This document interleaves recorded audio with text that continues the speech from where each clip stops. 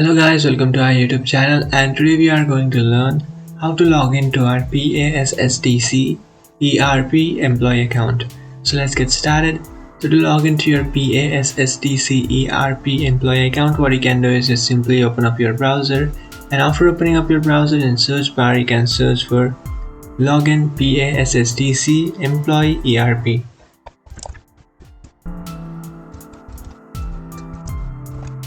And after searching for that, here you can find this following options. So here you can see welcome to APSSDC. So just tap on it, and after tapping on that option, now you'll come to this page where you can log into your account. So this page is for employee services, and now if you want to log into your employee account, you can just simply enter your username and password. So after entering your username and password, now you can just tap on login, and after tapping on login, you'll successfully log into your account. But if you have forgotten your account's password, what you can do is just simply tap on forgot your password, and after tapping on forgot your password, you can easily reset or recover your account's password.